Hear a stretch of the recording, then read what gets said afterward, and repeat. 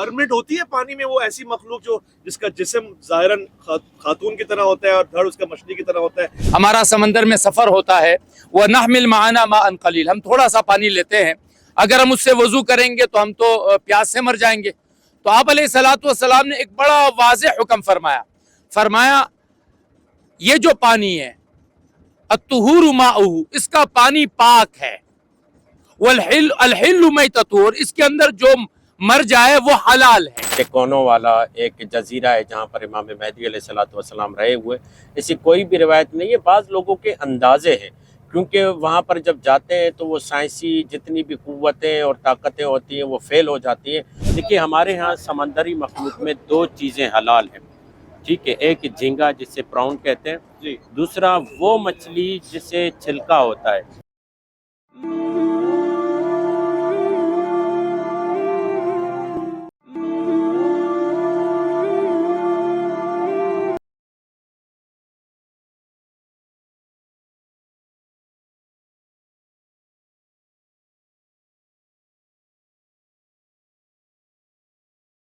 सलामती है उन आंखों पे जो हिदायत पे नजरें जमाए बैठी हैं, उन कानों पे जो जिक्र खैर के मुंतज़िर रहते हैं, और उन कदमों पे जो हिदायत की राह पे गामज़न है। ये खास मैं और मौलाना का एपिसोड है, और इसमें उलमा कराम हम खुद आपको लेके समंदर में आ गए हैं। यानी अब समंदर से मुराद मेरे आस पास पानी ही पानी है, ये कश्ती है, और आप पीछे इंजन का साउंड भी सुन सकते हैं जो अब कुछ देर बाद इंशाल्लाह रुक भी जाएगा, सिर्फ इसलिए कि मौसम सर्दा है और इसमें समंदर की कौन सी मुश्किलात हैं, दौरान सफर आप किस तरफ रुजू करेंगे, क्या मामलात होंगे, खुद समंदर में कौन कौन सी मखलूक है और फिर आपके लिए कौन सी हलाल है, इस हवाले से आज गुफ्तगू होगी। मैं आज के इस प्रोग्राम में खुशामदीद करना चाहता हूँ। मेरे साथ तशरीफ फरमाए मेरे भाई जानिब, बहुत ही प्यारे, और इनका खासा ताउन है आप लोगों तक इल्म और मालूमात पहुँचाने के लिए। हमारे साथ बगैर डरे बगैर किसी खौफ के समंदर में आ गए मुफ्ती अब्दुल बाकी अखुंज़ादा। अस्सलाम वालेकुम रहमतुल्लाह। वालेकुम अस्सलाम व रहमतुल्लाहि व बरकातुहू। कैसा महसूस कर रहे हैं आप? बहुत ही प्यारा मंजर है, और ऐसा आइडिया आने पर आपके दिमाग को जो है वो बहुत ज़्यादा सद और यानी कि यूँ कहें कि काबिल दाद हैं आपके। आपने माशाल्लाह ये सोचा कि सर्दी के इस मौसम में ऐसी मालूमात हमारी आवाम तक पहुँचे, बहुत बेहतरीन सोच है माशाल्लाह। शुक्रिया। हम इंशाल्लाह कुछ देर बाद मछली, झींगा और जो पानी की मखलूक होती है वो भी यहाँ पे रखेंगे, देखते हैं कौन सी खाने वाली है, कौन सी मकरूहात है, किसमें क्या मामलात हैं। मगर हमारे दूसरी जानिब दाएं जानिब एक और आलिम दीन तशरीफ फरमाए, और इनका भी खासा है, ये भी जहमत फरमा के तशरीफ लाए, और इन्होंने भी बहुत ही पेचीदा सवालात के जवाबात देने हैं खुद मैदान में आकर। मैं कहता हूँ कि ये बड़ी बात है, क्योंकि पीछे हमारा माजी भी रहा है कि जो मैदान में नहीं आते उनको एक मौका है कि जी खुद देखिए बाज़ जगह उतरना पड़ता है। मैं खुशामदीद करना चाहता हूँ अल्लामा दिलशाद मेहदवी को। अस्सलाम वालेकुम रहमतुल्लाह। वालेकुम सलाम व रहमतुल्लाहि व बरकातुहू। आपकी दुआएं, शुक्रगुजार सिपासगुजार खालिक कायनात के कि परवरदिगार आलम ने ये मंज़र देखने को हमें मामलात फराम किए, मैसर किए।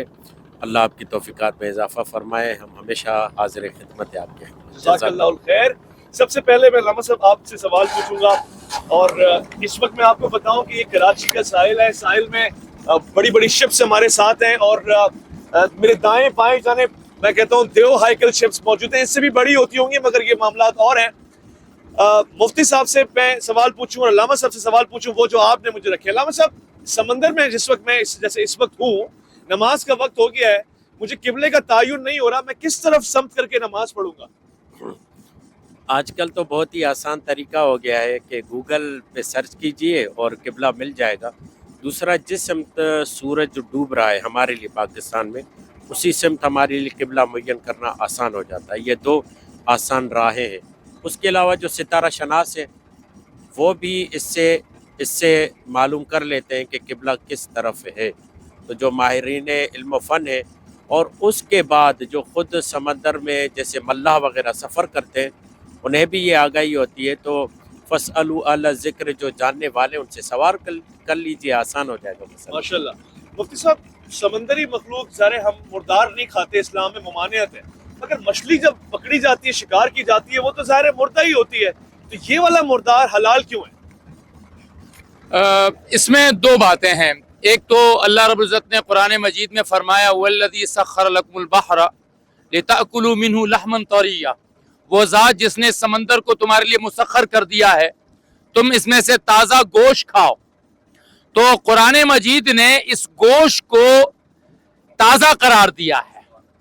دوسری ایک حدیث میں نبی کریم صلی اللہ علیہ وسلم نے فرمایا کہ احلت لنا المیتتان، ہمارے لیے دو ایسی چیزیں، میتہ اس کو مردار کا معنی یوں کر سکتے ہیں بغیر ذبح کیے ہوئے، ایک مچھلی اور ایک ٹڈی. یہ دو چیزیں ایسی ہیں کہ اللہ رب العزت نے اس کو ہمارے لیے حلال قرار دیا ہے. تو اب مچھلی جو ہے جب آپ اس کو پکڑتے ہیں تو بے شک جس وقت آپ پکڑے زندہ ہو، آپ نے لانچ میں ڈال دیا، اس کے بعد وہ تڑپ تڑپ کے خود مر گئی، ذبح نہ بھی ہوئی تو شریعت نے اس کو آپ کے لیے حلال قرار دے دیا ہے. سبحان اللہ. بعد میں مجھے سورہ کہف یاد آ رہی ہے اور وہ واقعہ یاد آ رہا ہے کہ جب کشتی تھی، مچھلی تھی اور جناب خضر علیہ السلام کی جانب سفر تھا. ابھی جیسے جھولے کھا رہی ہے، مجھ سے آپ کو پانی سے ڈر لگتا ہے؟ نہیں، مجھے بالکل نہیں لگتا، کیونکہ مجھے بہت اچھی طرح تیرنا آتا ہے. وہ سب آپ کو لگتا ہے پانی سے ذرا ڈر نہیں لگتا مگر مجھے تیرنا نہیں آتا. اچھا، ویسے ایک بڑا انٹرسٹنگ سوال ہے کہ اگر پانی ہے، کشتی ہے، اور اللہ نہ کرے مگر ایسی کوئی صورتحال ہو تو بین المسلمین کیا اتفاق اور اتحاد ہوگا؟ علامہ صاحب کو بچائیں گے؟ بالکل بچاؤں گا، کیونکہ سب سے پہلے تو یہ مسلمان ہیں، میرے بھائی ہیں، اور دوسری بات یہ ہے کہ بحیثیت انسانیت اگر آپ خدا نہ کرے کوئی بھی میرے ساتھ مسلمان نہ بھی ہوتا اور مجھے تیرنا آتا ہے اور میں اپنی جان کے ساتھ کسی کی جان بچاؤں گا تو میں کسی غیر مسلم کو بھی بچاؤں گا، اس لیے کہ من احیا، جس نے ایک جان کو بچایا گویا کہ اس نے ساری انسانیت کو بچا دیا. وہ ہے نا ایک ملا کی کشتی میں ایک علم النحو اور علم الصرف جاننے والا عالم بیٹھا تھا، تو وہ باتیں کرتا رہا، بھائی کیا کشتی چلاؤ گے اور یہی کام کرتے رہو گے، کاش تم علم النحو و علم الصرف بھی جان لیتے. تو جب وہ کشتی الٹی تو پوچھا کہ بھائی تیرنا آتا ہے؟ کہا نہیں، تیرنا نہیں آتا. کہا مولانا فقط علم النحو و صرف نہیں، تیرنا بھی آتا تاکہ آپ بچا سکیں. اور ویسے سنت ہے، 3 کام اسلام نے بہت ہی زیادہ تاکید کے، گرچہ میں خود اس کا عامل نہیں ہوں، موقع نہیں ملا مجھے اس طریقے سے. 3 کاموں کی بہت زیادہ اہمیت دی ہے اسلام نے، گھوڑے سواری، تیراکی اور تیر اندازی، جسے کہتے ہیں نشانہ بازی، یہ بہت زیادہ تاکید کی گئی. اور اس میں مزے کی بات یہ ہے کہ آپ علیہ الصلوۃ والسلام جس ماحول میں رہے ہیں تو مکے میں بھی تیرنے کا پانی نہیں تھا، مدینے میں بھی تیرنے کا پانی نہیں ہے، لیکن آپ علیہ الصلوۃ والسلام نے اس کے باوجود سباحہ یعنی تیراکی کی ترغیب دی اپنی امت کو، کیونکہ اس زمانے میں لمبے اسفار کے جو اسباب تھے ان میں سب سے بڑا سبب جو ہے وہ یہ سمندر سے جانا. عمر رضی اللہ عنہ کے زمانے میں آپ کو پتا چلا کہ ایک لشکر کو کسی امیر نے بھیجا اور وہ لشکر پانی میں ڈوب گیا، تو اس کے بعد آپ نے کسی کو پانی میں سفر کرنے کی اجازت نہیں دی، کیونکہ آپ نے فرمایا کہ یہ جو سمندر ہے نا بھائی ہم لوگوں کو اس سے دور رکھو. اچھا، پانی کی جو جنگیں ان کو زمین یعنی خشکی کی جنگوں پہ بھی ایک افضلیت حاصل ہے. جی، کیونکہ نبی کریم صلی اللہ علیہ وسلم ایک مرتبہ ایک حدیث میں کہ آپ سو رہے تھے اور اب جب جاگے تو ایک صحابیہ کہتی ہے کہ آپ مسکرا پڑے، تو میں نے عرض کیا رسول اللہ آپ مسکرا رہے ہیں؟ تو فرمایا کہ ہاں، میں نے اپنی امت کے کچھ لوگوں کو دیکھا کہ وہ سمندر پر ایسے جا رہے ہیں جیسے بادشاہ اپنے تختوں پر جا رہے ہیں. تو صحابیہ نے کہا یا رسول اللہ، اللہ سے دعا کیجئے ان یجعلنی منہم، اللہ مجھے ان میں سے بنا دے. تو فرمایا تو ان میں سے ہے. پھر جی میں مفتی صاحب کی تائید کر رہا ہوں، اور یہ دیکھیے پاکستان نیوی کو خاص طور سے میں سلام عقیدت پیش کرتا ہوں.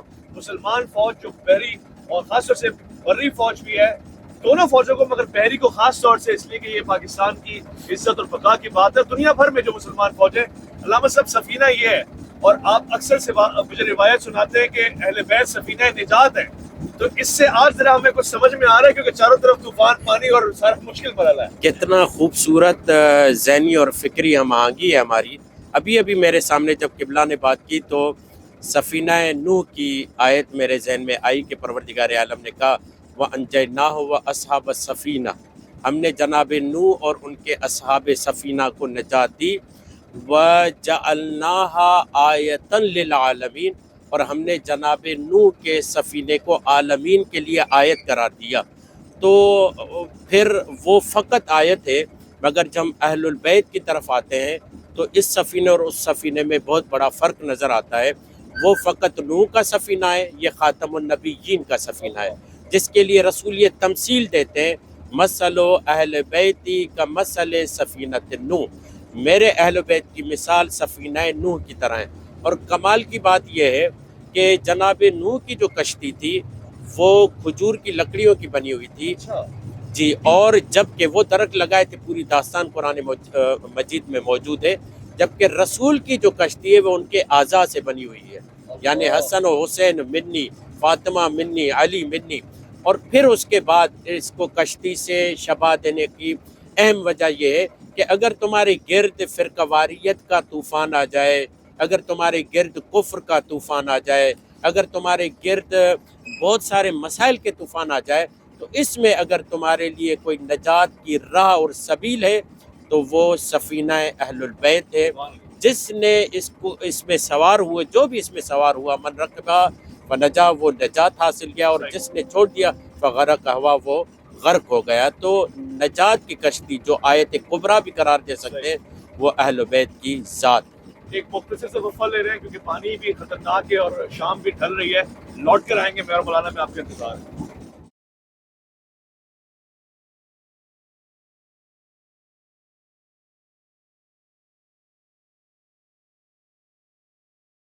خوش آمدید. میں اور مولانا جاری ہے. اس وقت ہم سمندر میں ہیں، کشتی میں بیٹھے ہوئے ہیں، اور جب بات سمندر کی ہوئی تو میں مفتی صاحب سے کچھ فقہی سوال پوچھ لیتا ہوں معلومات کے لیے. اس وقت جیسے نماز کا قریبی وقت ہونے لگا ہے تو میں نے اس پانی سے وضو کر لوں گا، ہو جائے گا؟ کچھ الگ احکامات ہوں گے؟ قبلے کے حوالے سے بھی ذرا گفتگو فرمائیے گا. حضور اکرم صلی اللہ علیہ وسلم کے پاس صحابہ آئے کہ یا رسول اللہ انا نرکب البحر، ہمارا سمندر میں سفر ہوتا ہے، ونحمل معنا ماء قلیل، ہم تھوڑا سا پانی لیتے ہیں، اگر ہم اس سے وضو کریں گے تو ہم تو پیاس سے مر جائیں گے. تو آپ علیہ الصلوۃ والسلام نے ایک بڑا واضح حکم فرمایا یہ جو پانی ہے الطہور ماؤہ، اس کا پانی پاک ہے، والحل میتۃ، اس کے اندر جو مر جائے وہ حلال ہے.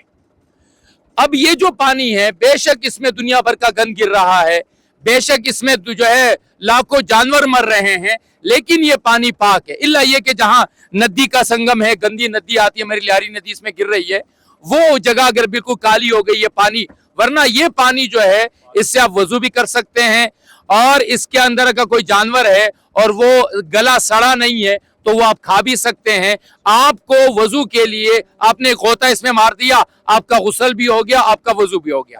جہاں تک قبلے کی بات ہے تو ایک تو وہی بات ہے کہ بھائی آپ کے پاس آج کل جو ہے وہ ذرائع ہیں، ورنہ تو پرانے زمانے میں یہ تھا کہ آپ تحری کریں. تحری کا مطلب یہ کہ آپ تھوڑی دیر سوچیں کہ میں کس طرف ہوں، میرا قبلہ کس طرف ہے، اور آپ نے اپنی سوچ کے مطابق، صرف سمندر کے لیے نہیں، ہر جگہ آپ تھوڑا سا سوچ لیں، اور سوچنے کے بعد ایک طرف کا رخ کر کے آپ نماز پڑھنا شروع کر دیں. آپ نے نماز اپنے تیم میں بالکل صحیح پڑھ لی، نماز کے بعد پتا چلا کہ آپ کا قبلہ صحیح نہیں تھا تو بھی آپ کی نماز ہو گئی. سبحان اللہ بھائی، ماشاءاللہ کتنی شفقت ہے. ویسے ظاہر جو کشتی میں ہوگا، سفر میں ہوگا، مسافر بھی ہوگا، تو کیا مفتی صاحب اس کے لیے مسافر والی نماز ہوگی اور مسافت بھی قصر کی وہی ہوگی؟ اس میں علماء کی دو رائے ہے. ایک رائے یہ ہے کہ جو مسافت 78 کلومیٹر کی ہماری احناف کے نزدیک خشکی میں ہے وہی اس میں بھی ہے، کشتی میں بھی ہے. بعض اس کو تھوڑا سا کم کرتے ہیں، کہتے ہیں کشتی کا سفر اتنی تیزی سے نہیں ہوتا، لیکن ایک محدود ایک سفر ہے کہ آپ جب حدود شہر سے نکلیں گے تو اس کے بعد مسافر ہوں گے. ابھی جیسے ہم منوڑا کی نمکیواڑی کے بیچ میں تو یہ ہم مسافر نہیں کہلائیں گے. ٹھیک ہو گیا. علامہ صاحب مجھے بھی ذرا سمندر کی لہریں لگی تو مجھے جناب معروف کرخی یاد آئے. بتا سکتے ہیں کہ واقعی اولیاء اللہ میں اور خاص طور سے جو ایمان والے ہوتے ہیں ان میں اتنی طاقت ہوتی ہے کہ وہ سمندر سے کوئی بات کریں اور وہ سمندر سنتا ہے؟ اولیاء اللہ کا حکم اللہ کی جانب سے احترام ہوتا ہے. دیکھیے سورہ جمعہ میں ابتدائی جملہ یہ ہے یسبح للہ ما فی السماوات و ما فی الارض، کے زمین و آسمان کی جتنی بھی مخلوق ہے وہ پروردگار عالم کا ذکر کرتی ہے، تسبیح کرتی ہے. مگر یہ ذکر اور تسبیح ہر ایک نہیں سن سکتا، مگر بعض افراد جن پر کشف ہو جائے، جس میں اولیاء خدا ہے، جیسے لیلۃ القدر کی رات ہے جس میں بہت سارے اولیاء خدا نے دعویٰ کیا کہ آج ہم کیونکہ خاص شب ہے ان کے ذکر کو سن سکتے ہیں، سماعت کر سکتے ہیں، دیکھ سکتے ہیں. تو بالکل بعض اہل کشف اور اہل عرفان ایسے افراد رہے ہیں جن کے ساتھ پروردگار عالم نے اس کائنات کو بات کروائی ہے. جیسے کہ روایت کے یہ جملے ہیں، حدیث قدسی کے یہ جملے ہیں کہ اے بندے یا عبدی اتینی اجعلک مثلی، اے میرے بندے تو میری اطاعت کر، میں تجھے اپنے جیسا بنا دوں گا۔ جب میں اپنے جیسا بنا دوں گا تو وہ چیزیں جو عالم غیب ہے وہ تمہارے لیے عالم شہود ہو جائے گا، تم اسے دیکھنے لگو گے، یہاں تک کہ وہ عالم برزخ کے معاملات بھی دیکھ سکتا ہے۔ یہ تو مصدقہ بات ہے۔ بے شک اور مجھے اس میں میرا فریضہ ہے اور مجھ پہ بار ہے کہ میں آپ کو توحید کی طرف بھی قائل کروں اور بتاؤں کہ اللہ تعالیٰ نے کئی مرتبہ مثال دی ہے، وہ لوگ جو کشتی میں سوار ہوتے ہیں، طوفان آتا ہے، مشکلات میں مبتلا ہوتے ہیں، اللہ کو پکارتے ہیں، ظاہر ایک فطری عمل ہے، مگر جب وہ کونے پہ چلے جاتے ہیں شرک کرتے ہیں۔ شرک کیا ہے اس پہ بھی بات ہوتی ہے پروگرام میں، مگر ہم یہ بتانا چاہتے ہیں کہ یقیناً جب کوئی طوفان میں یا مشکلات میں ہوتا ہے اسے اللہ یاد آتا ہے۔ اَمَّن يُجِيبُ الْمُضْطَرَّ إِذَا دَعَاهُ وَيَكْشِفُ السُّوءَ۔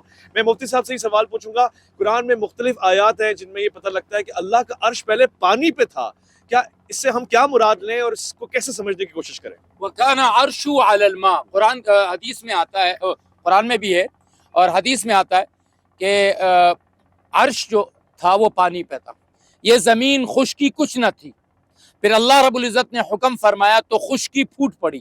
اب اس میں بعض مفسرین نے لکھا ہے کہ جہاں خانہ کعبہ ہے اس جگہ سے خشکی پھوٹی ہے، اور 75% اس وقت بھی زمین پانی ہے، جو 25% ہے اس پہ خشکی ہے، اس کے بھی بہت ہی چھوٹے فیصد پہ ہم انسان بستے ہیں، باقی جنگلات ہیں، صحرا ہیں۔ اللہ رب العزت تھے، نیچے پانی تھا، اللہ کا عرش تھا اور کچھ نہ تھا، پھر اللہ رب العزت نے یہ سب کچھ بنایا۔ اس لیے اللہ رب العزت قرآن مجید میں جو آپ نے بات فرمائی فَإِذَا رَكِبُوا فِي الْفُلْكِ دَعَوُا اللَّهَ مُخْلِصِينَ لَهُ الدِّينَ، جب کشتی میں سوار ہوتے تھے خالصتاً اللہ، جیسے ہی خشکی پہ جاتے تھے پھر وہاں پر ان کو اپنے بتانے باطلہ سمجھ میں آتے تھے۔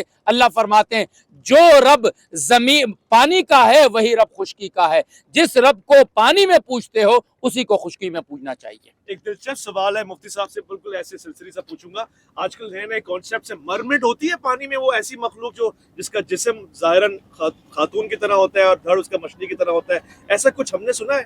دیکھیے میں اس میں انکار نہیں کروں گا کیونکہ میں نے کبھی نہیں دیکھی ہے۔ میں نے ایک جگہ سنا ہے، واللہ علم یہ بات میں نے پڑھی نہیں ہے، کہ حضرت مفتی تقی عثمانی صاحب نے شاید اپنی کسی کتاب میں لکھا ہے، جو انہوں نے اپنی سفر ناموں کی کتابیں لکھی ہے، کہ مجھے یہ جو آپ کی نیوی والے بحری بیڑے میں نیچے لے کر گئے اور ایک جگہ میں نے سمندری انسان کو دیکھا۔ جی یہ میں نے پڑھی نہیں ہے بات، لیکن جو ہمارے ہاں جو ایک تصور ہے کہ وہ آدھی مچھلی ہوتی ہے آدھی عورت ہوتی ہے، یہ میرے خیال میں تخیلات ہے اور یہ لوگوں کی اپنی بنائی ہوئی چیز ہے، ایسی کوئی چیز شریعت میں ہمیں کہیں نظر نہیں آتی۔ علامہ صاحب ایک اور سوال ہے، بہت سے لوگ کہتے ہیں حضرت امام مہدی جب ظہور فرمائیں گے آئیں گے، اس وقت وہ کسی جزیرے پہ ہے، یا اس طرح سے بھی کہتے ہیں کہ جی وہ جو ایک اینٹی کرائسٹ ہے یا دجال ہے وہ کسی جزیرے میں چھپا ہوا ہے، پانی سے تعلق ہے، اس حوالے سے کوئی رہنمائی فرمائیں گے؟ ہاں بہت ہی اچھا اور عمدہ سوال کیا آپ نے، کہ امام مہدی علیہ الصلوۃ والسلام کے حوالے سے کہا گیا ہے وہ جزیرہ برمودا ٹرائنگل جسے کہا گیا ہے، اور 3 تکونوں والا ایک جزیرہ ہے جہاں پر امام مہدی علیہ الصلوۃ والسلام رہے ہوئے۔ ایسی کوئی بھی روایت نہیں ہے، بعض لوگوں کے اندازے ہیں، کیونکہ وہاں پر جب جاتے ہیں تو وہ سائنسی جتنی بھی قوتیں اور طاقتیں ہوتی ہیں وہ فیل ہو جاتی ہیں، تو کہتے ہیں شاید کوئی عالم بالا اور آسمانی کوئی مخلوق رہتی ہے جس کی وجہ سے ہماری یہ جو طاقتیں ہیں وہ فیل ہو جاتی ہیں، اندازہ گیری ہے۔ اس کے علاوہ امام مہدی علیہ الصلوۃ والسلام بالکل عام انسانوں کی طرح ہمارے عقیدے کے مطابق انسانوں کے ساتھ اٹھتے ہیں، بیٹھتے ہیں، گھومتے ہیں، پھرتے ہیں۔ یہاں پر میں ایک بات کی طرف توجہ دلاؤں، ایک دہریہ امام جعفر صادق علیہ الصلوۃ والسلام کے پاس آیا اور کہتا ہے کہ آپ اپنے خدا کو ثابت کرو، تو امام نے کہا کبھی تم نے سفر کیا ہے کشتی کا اور سمندر پہ؟ تو کہا بالکل کیا۔ کہا کبھی ایسا ہوا کہ تمہاری کشتی ٹوٹ گئی اور تم ڈوبنے لگو؟ کہا بالکل ایسا ہوا۔ کہا وہاں پہ کبھی کوئی تمہیں بچانے والی کوئی امید، کوئی ذات، کوئی کرن نظر آئی؟ کہا بالکل مجھے وہاں پر یہ محسوس ہوا کہ کوئی ذات ہے جو مجھے یہاں سے بچا سکتی ہے۔ کہا یہی امید اس بات کی دلیل ہے کہ خدا موجود ہے۔ اور یہاں پر آپ توجہ فرمائیں، وہاں امید کی کئی جہتیں نظر نہیں آتی، ایسا نہیں ہوتا کہ کئی ذاتیں ہوں گی جو مجھے بچائیں گی، ایک ہی ذات کی طرف انسان کا التفات ہوتا ہے، ایک ہی ذات کی طرف انسان کی دید ہوتی ہے اور ایک ہی جلوہ اس کے وجود میں ہوتا ہے۔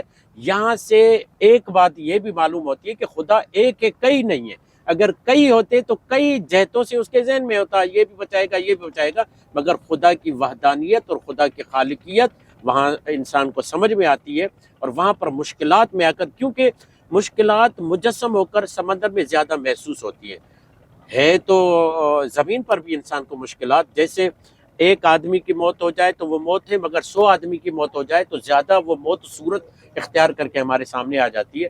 तो इसीलिए परवरदिगार आलम ने कहा कि जहाँ मुश्किलात ज़्यादा देखते हो वहाँ पर खुदा की तरफ मुखलिस हो जाते हो। मगर शिर्क के मामले में आप देखें कि कुरान मजीद ये कहता है, या अय्युहल्लज़ीना आमनू तक़ुल्लाह वब्तगू इलैहिल वसीला, ए ईमान वालों तक़वा इलाही इख्तियार करो और अल्लाह तक पहुँचने के लिए वसीले इख्तियार करो, जिसमें ये पूरी मखलूक है खुदा का निज़ाम। ठीक हो गया। चलते हैं अगले एपिसोड की जानिब। वहाँ पे मैं आपको समंदरी मखलूक दिखाऊंगा और उलमा से पूछेंगे कि क्या मामलात हैं, फ़िक़ी कायद क्या कहता है, यानी इस हवाले से अहकामात क्या हैं, कौन सी चीज़ है किस परेले में रखी जाएगी और उसको कैसे तनावुल किया जाएगा, किस हद तक किया जाएगा। क्या हम चाइनीज़ हैं जो सब कुछ खा लेंगे, या नहीं हम मुसलमान होते हुए कुछ चीज़ों को समझेंगे, क्योंकि बहुत सी चीज़ें मारूफ हैं और वो गलत भी हो सकती हैं। आए मेरा मौलाना, मैं आपको लेके चलता हूँ।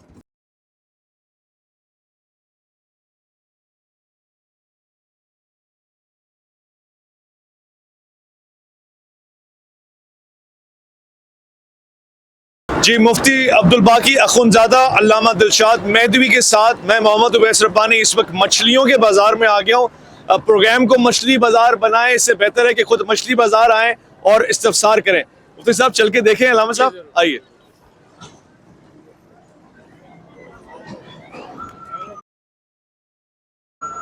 सब ये सारी मछलियाँ हैं और बहुत प्यारी प्यारी मछलियाँ यहाँ मिलती हैं। वैसे ताज़ा मछलियाँ कहते हैं यहाँ मिलती, ताज़ा माल सारा मिलता है माशाल्लाह से। तो इसमें से सारी मछलियाँ खाने जैसी होती हैं, लजीज होती हैं? लज्जत का ताल्लुक तो अपने अपने टेस्ट से है। दो जरा आप नाम बताएंगे कौन कौन सी मछलियाँ? ये दंदिया है, और ये और कौन सा है? ये पड़ा। तो ये मुख्तलिफ मछलियाँ हैं, और शरीयत मुतहरा में, फिर हज़रत इमाम अबू हनीफा रहमतुल्लाह के मसलक में, मछली की जितनी भी अक़साम है, चाहे उसकी शक्ल जैसी भी क्यों ना हो, ये तमाम अक़साम जायज़ भी है और ये हलाल है। इसको बिला झिझक खाया जा सकता है। ये सब की सब जितनी भी इस वक्त आपको नज़र आ रही है मुख्तलिफ अक़साम है, ये तो हज़ारों किस्में मछली की, लेकिन ये सारी की सारी जो है वो हलाल है। देखिए मतलब इसके दो गिल्स भी धड़क रहे हैं। जी जी, ये जिंदा है अभी फिलहाल। अच्छा जी, ये जिंदा है। भी खाई जा सकती है? नहीं, उस वक्त तो किसी जिंदा को जो है वो आप तकलीफ देने वाली बात है ना। आजकल अगरचे जापान में मैंने एक वीडियो देखी है कि यहाँ से नीचे वाला हिस्सा वो भून के खाते हैं, ये हिस्सा उसका जिंदा होता है, लेकिन ये किसी जिंदा को ईजा देने वाली बात है। इसकी शरीयत बिल्कुल इजाजत नहीं देगी। इसको आप काटें और इसको आप खाएं, वो ठीक है। अल्लामा साहब आपसे मैं जानना चाहूँगा, एक ऐसी किस्म है, देखिए छिलके भी हैं, इसके भी छिलके हैं, गालिबन मुझे लग रहा है, मुझे नहीं मालूम शायद इसके छिलके नहीं है, ऐसा कोई फ़र्क भी होता है तशय्युअ हज़रात में कि छिलके और गैर छिलके वाली मछली खा सकते हैं? बिस्मिल्लाहिर्रहमानिर्रहीम। बहुत ही उम्दा और तजुर्बाती मामला आप फरमा रहे हैं। मुमिनीन और मुस्लिमीन तक सही हलाल और हराम को सही तरीके से पहुंचा रहे हैं। देखिए, हमारे यहाँ समंदरी मखलूक में दो चीज़ें हलाल हैं, ठीक है। एक झींगा जिसे प्राउन कहते हैं जी, दूसरा वो मछली जिसे छिलका होता है जी। अब बाज़-औक़ात ये होता है कि एक मछली वो हमारे हाथ में लगती है जिसको छिलका नज़र आ रहा होता है, जैसे आप ये देख रहे हैं, मगर एक मछली वो होती है जो नस्लन छिलके वाली होती है, मगर वो पहाड़ों से, चट्टानों से नीचे इधर उधर चल के उसके जो छिलके हैं वो गिर जाते हैं।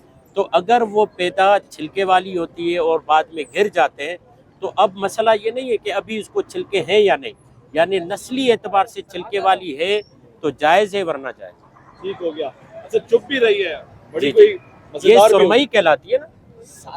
सारम सुरमई कौन सी मछली है? सुरमई कौन सी है? मगर कौन सी है? जी जी। अल्लामा साहब ये कौन सी है? जरा साइड में आ जाओ। ये बहुत शुक्रिया आपके, आपके ताउन का बहुत शुक्रिया। ये छिलका है, इसको जायज़ है बिल्कुल। अच्छा, बिल्कुल जायज़। देखिए सांप लग रहा है। देखिए हमारे पास ये शिकारी आता है, इसको छिलका होता है, पैदा होता है। क्या चाहिए? کہہ رہے ہیں اس میں نہیں ہوتا. طبیعی طور پر یعنی جب یہ پیدا ہوتی ہے تو چھلکا بالکل بھی نہیں ہوتا اس پر. تو یہ کھا سکتے ہیں؟ نہیں کھا سکتے. اگر چھلکا نہیں ہے نہیں کھا سکتے تو ہمارے نزدیک اس کو نہیں کھا سکتے. ان کے پاس نہیں کھا سکتے, جی. مفتی صاحب کے پاس کھا سکتے ہیں. دو الگ مسالے کے مشارب ہیں. نہیں, کبھی کبھار یہ ہوتا ہے کہ بہت ہی باریک چھلکے ہوتے ہیں جو نیکڈ آئی سے ظاہری طور پر نظر نہیں آتے, مگر اگر آپ یہ اس کو چھلکے ہیں نا, اس کو ہاں جب سمندر سے نکلتے نا اس پہ چانے ہوتے ہیں, ایک ہاں. چھلکا ہوتے ہیں, چانے ہوتے ہیں, شائن مارتے ہوئے. جی جی جی جی بالکل وہی چھلکے ہوتے ہیں نا. تو اگر اس کو بعض اوقات یہ ہوتا ہے اگر توے پہ رکھیں تو وہ چھلکے اتر بھی جاتے ہیں. تو اگر چھلکے والی ہے تو جائز ہے. کیا نام بتایا اس کا؟ سارم بولتے ہیں سر. ہاں سارم. کوئن فش سارم. اگر چھلکا ہے تو جائز ہے. مگر وہ کہہ رہے ہیں کہ وہ نہیں کہہ رہے ہیں ہوتے ہیں. سمندر سے نکالو تو ہوتا ہے, اس پہ ہم لوگ برش مارتے ہیں, ہلکا برش آتا ہے. ہاں ہاں. اچھا, چاہے ایک ہی چھلکا کیوں نہ ہو نا, اگر چھلکا ہے تو جائز ہے. جس میں بالکل چھلکا نہیں ہوتا وہ کون سی ہے؟ پتل آتا ہے سر. وہ جو ایک سندھی میں جسے کھگا کہتے ہیں, وہ کون سی مچھلی, وہ کون سی مچھلی کہلاتی ہے؟ اس میں نہیں ہوتا بالکل. اچھا مفتی صاحب, ناپ تول کے حوالے سے احکامات شرعی کیا ہیں؟ کیونکہ کبھی کوئی چھوٹی مچھلی ہوگی, کوئی زیادہ ہوگی, اندر کوئی یعنی کھانا پینا ہوگا, اس کے کیا معاملہ؟ دیکھیں اس میں ایک عجیب بات میں آپ کو عرض کر دوں. فقہ ابو حنیفہ رحمہ اللہ کے حساب سے یہ مچھلی پھر بھی بڑی ہے. اگر مچھلی بالکل اتنی چھوٹی ہے کہ اس کو آپ اچھی طرح سے پیٹ سے اندر سے صاف نہیں کر سکتے ہیں, اور اس کو آپ ویسے ہی تھوڑا سا صاف کر کے اور کڑھائی میں ڈال دیں اور وہ بالکل اچھی طرح سے تل جائے, چھوٹی چھوٹی بالکل چھوٹی پتلی پتلی مچھلیاں, تو اس کا بغیر پیٹ صاف کیے ہوئے کھانا جائز ہے. اچھا جی, یہ جو بڑی مچھلیاں ہیں, یہاں سے لے لیں ذرا, یہ شارٹ جی یہ جو بڑی مچھلیاں ہیں جیسے یہ مچھلی ہے, اس کا پیٹ صاف کیے بغیر آپ اس کو نہیں کھا سکتے ہیں, کیونکہ اس کا پیٹ صاف کرنا ہوگا. پیٹ صاف کرنا ہوگا جی, لیکن وہ جو چھوٹی چھوٹی اتنی تیسی مچھلیاں ہوتی ہیں جس کا پیٹ صاف کرنا بظاہر مشکل ہوتا ہے, اس کو ویسی کڑھائی میں ڈالتے ہیں تو بالکل فنگر فش کی طرح ہو جاتی ہے, اس کو آپ بغیر پیٹ صاف کیے اگر کھا لے تو فقہ حنفی میں اس کی گنجائش ہے. جی جی جی. آپ نے ایک بات کہی, میں آپ کی بات کہ یہ سانپ کی طرح لگ رہی ہے, یہ تو سانپ نہیں ہے, مارماہی نہیں ہے.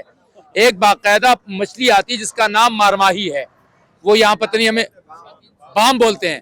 مارماہی ہے, شکل اس کی سانپ کی طرح ہے, لیکن وہ مچھلی کی قسم ہے. اس کا کھانا فقہ حنفی میں بالکل جائز ہے. ہمارے یہاں وہ جائز, ہمارے یہاں وہ جائز, آپ کے یہاں جائز نہیں. ہمارے یہاں وہ جائز. یہ دو معلومات آ گئی. مارماہی جو سانپ کی طرح ہوتی ہے, شاید سانپ ہی ہوا. جی جی. آپ کہہ رہے ہیں کہ وہ جائز نہیں اور آپ کے یہاں جائز. جی. ہم آگے چلتے ہیں اور جھینگے اور لابسٹر کے حوالے سے, آکٹوپس کے حوالے سے جانتے ہیں کہ اس کی کیا شرعی حیثیت ہے. آئیے ہمارے ساتھ. جی جی. اور یہ دیکھیے بھائی, یہ جھینگے بھی آ گئے, پرانس بھی آ گئے. یہ جگہ بنائیں گے یہاں اور ہم رکھ دیں گے, کھول بھی لیں گے تاکہ ذرا سے اس کو دیکھ لیں. اللہ کا بڑا فضل و کرم ہے. ایک تو سعادت یہ ہے کہ علماء کرام کے ساتھ بیٹھے ہوئے اور اپنے ملک میں, آزاد ملک میں بیٹھے ہوئے اور سمندر کے ساتھ بیٹھے ہوئے, اور اس وقت سمندری غذا تینوں قسم کی ہمارے پاس آ گئی, یعنی جو جس کے بارے میں بات ہوئی ہے حلال مخلوقات میں سے. دعا کرواتے ہیں, اللہم ھذا منک ومن فضلک وعطائک وبارک لنا فیہ وصوبنا ورب محتاجا الیہ رزقت فاحسنت اللہم اجعلنی من الشاکرین. بسم اللہ وعلی برکتہ. بسم اللہ الرحمن. یہ دیکھیے جی, مزیدار جھینگا ہے. میں تو بڑا یہ جھینگا جی, میں تو پہلی دفعہ یہ کھایا. کھا کے دیکھیں, پہلی دفعہ کھا رہے ہیں. یہ پہلی دفعہ.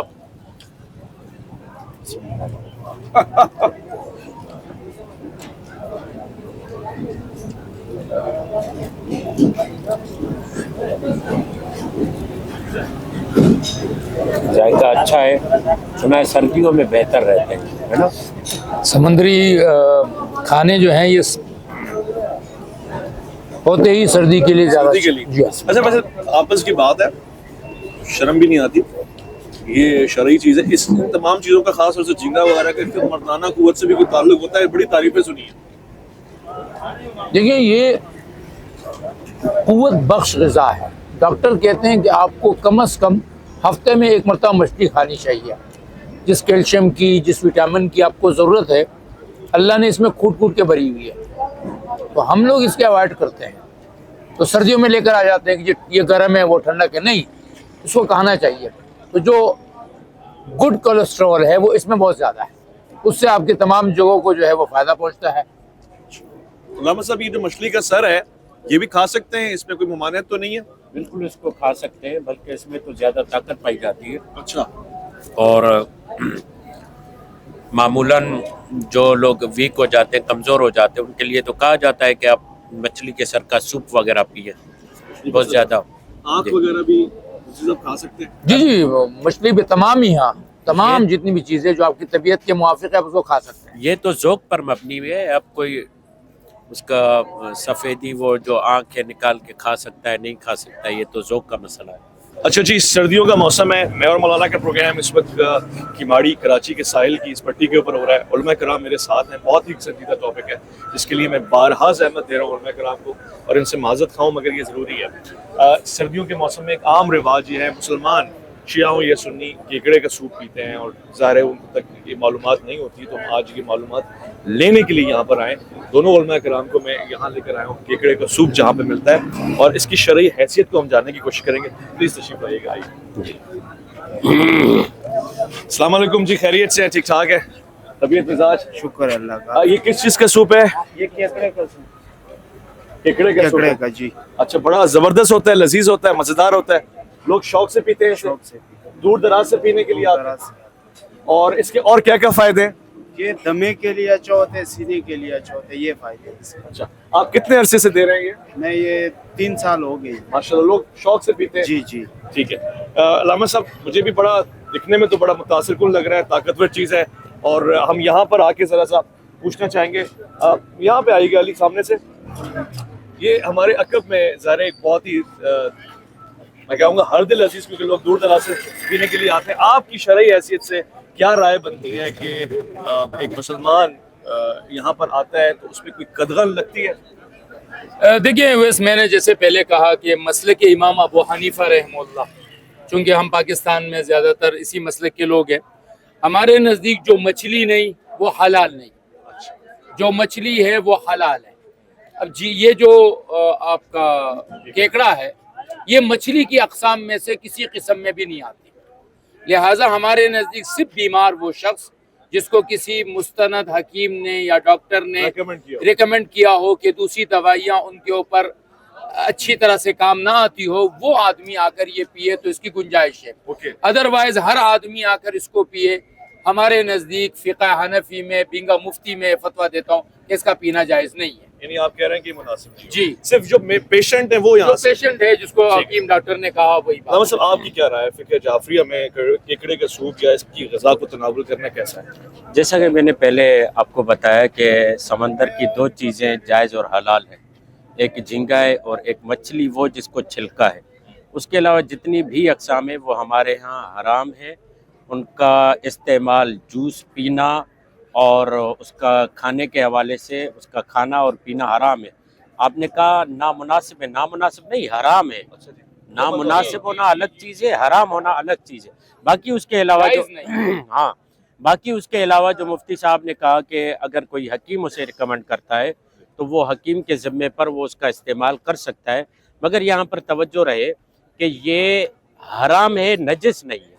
نجس نہیں ہے سے مراد کیا ہے؟ اگر اس کا تیل نکال کر یا اس کی چیزیں اور بدن پر ملی جائیں یا استعمال کی جائیں تو اس سے نماز ہو سکتی ہے, اس سے نماز کو کوئی بھی رکاوٹ نہیں ہو.